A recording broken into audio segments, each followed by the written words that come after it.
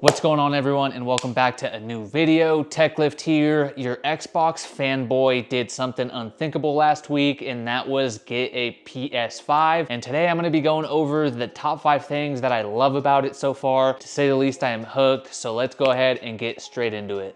Welcome back to the channel, everyone. If you missed last week's video, it's the unboxing and initial impressions. 12,000 of you guys have already watched it, so thank you guys so much. And if you guys found the channel for Xbox content, don't worry, I'm not getting rid of it. I actually still love my Xbox Series S, but it has a different purpose than the PlayStation 5. PlayStation 5 is more for that cinematic, single-player adventure, kind of get lost in the immersion type of console. And today I'm gonna be giving you guys the reasons why I'm loving this thing so far, which I never thought I would be saying, so let's go ahead and just jump right into it. So starting with number 1, the startup process. This thing loads up super quick and immediately you can tell the quality on the PlayStation 5 versus another console, which I won't mention here. But this makes life super easy when you're in a time crunch, when you have a family, when you have a newborn like me, that you just want to boot something up really quickly and start up a game. The startup process is super quick. Everything looks super clean and easy to find and navigate. You can jump in and quickly see everything you need to see, such as controller battery life, recent downloads, any updates to games, everything in one screen. Jump straight into a game, jump into a app for maybe a reference of a video, and jump back into a different game, whatever it is. Startup process, super quick, super easy to boot up and load up. You don't really have to be a genius or a computer nerd. Super easy, and that's one thing I loved right off the bat. Moving on to number 2, and that is going to be the UI, the user interface, how everything functions and works together. Everything is super clean, it's super immersive looking, and it feels just high-tech and premium, which is exactly what you expect with a next-gen console. This thing actually feels next-gen just from the UI, the interface itself, from all the menus. Now, other consoles, other competitors have more of a clunky kind of interface, and it kind of feels a little outdated, a little wonky, cartoony, whereas this feels premium, it feels high-tech. It almost feels luxurious in a way, and just like the look of everything is super clean, it's super crisp, it's super high quality, something you would expect from a gaming console. I'm actually in love with the UI. From the setup to the initial startups to just the day-to-day use of this thing, the UI just looks super clean, it looks super premium, and that's one thing that I've fallen in love with super quickly. And once you kind of get down the navigation, which is super simple, believe it or not, you're gonna be super impressed and you're gonna love this thing. You're gonna start using this more and more, and that's exactly what's happened to me. And believe it or not, I've actually been using it for just streaming YouTube videos and then quickly jumping back into a game. It's kind of become my one-stop shop for the things I do. Even though we bought an Apple TV recently for my wife, I've been using this for kind of those other things as well, just because I can quickly jump into a game while it's on, you know, a commercial break, or maybe I want to take like a little break and jump into a game. I'm absolutely loving this thing. And again, it's super clean, super high-tech and premium looking. You just kind of feel like you got your money's worth. One thing I will say is that everything is super smooth, very responsive. If you scroll to the right, it's going to move to the right. Scroll to the left, it's going to move to the left in a timely manner, no lag or anything like that. It just feels like it's kind of one with you. Little details equal big results, and that's exactly what Sony did with this PlayStation and just this UI in general. On top of that, the design of the console itself actually looks really, really good, and I actually like the way it looks on the coffee table kind of TV stand. Everything about just the user interface that you interact with is just high quality, and I'm loving it. Next up is the DualSense controller. Right off the bat, this kind of goes with the user interface UI experience. You're using the controller to kind of move and shift around. The controller is one of the most high quality controllers I've ever laid my hands on. The little D-pad buttons are super smooth, clean, and crisp. High quality. The joysticks feel high quality as well. And this thing has adaptive triggers, which kind of make everything a little more immersive. Also, the haptic feedback on certain games, it's pretty insane. Astrobot, the free one, and then the paid version are amazing games to try this out on. Fortnite and other games such as Battlefield, I believe, and different types of games like that have adaptive triggers where, you know, when you aim, you feel it in the trigger. It's just resistance, and it kind of gives you more of that immersion feel. Again, just the whole controller itself is just super smooth. It's high quality. It feels premium. It feels like a high quality, like high ticket type of item. Exactly what you need when you're playing a next gen console. It just makes you feel like you got your bang for your buck and you're getting your money's worth, which, you know, at the price point, it's exactly what you want. No complaints there. Just the controller and everything that you use to make things move around is high quality. It's premium, and I have not been disappointed yet.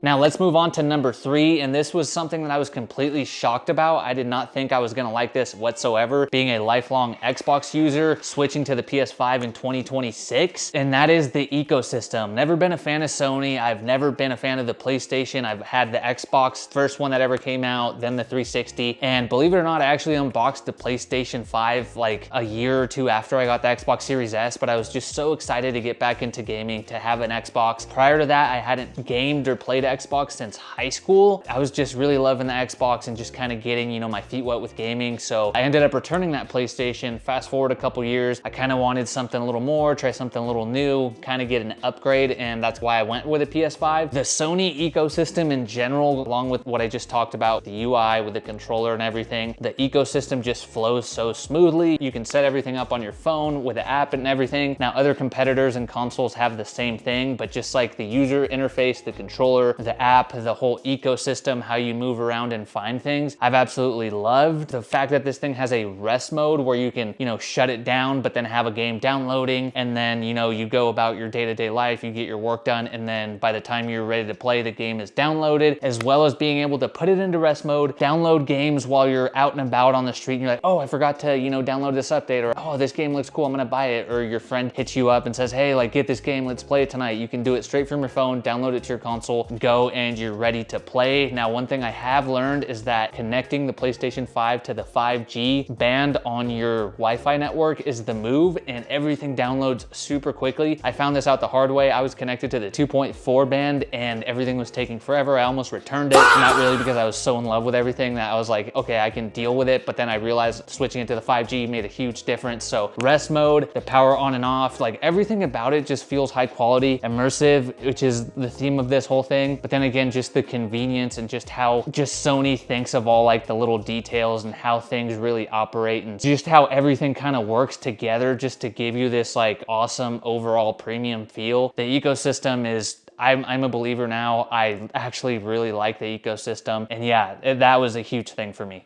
Now let's move on to the next thing that I was super excited about, and that is graphics. The graphics did not disappoint. I'm running 4K 60 on my LG 4K 55-inch TV. This isn't an insanely expensive or anything like that TV. It's more on the budget side. I believe it was like $500. I picked it up for like $250 to $300. Does the job. It's 4K, it's LG, which is one of my favorite brands, and the PlayStation looks amazing on this. The games look really good. Graphics are sharp, they pop, everything is crisp, and that's probably why you're buying this console, for the 4K output. Now again, I can kind of tell the difference now between my Series S, but the Series S still puts out great quality graphics, but this thing is just like on another level when it comes to those single player kind of story, beautiful lighting type of games. You can't go wrong. It's gonna look good, especially if you have an even nicer TV such as those OLEDs, which, you know, is still on my wish list, but we'll see. But so far the graphics on this thing have been amazing. It has not disappointed.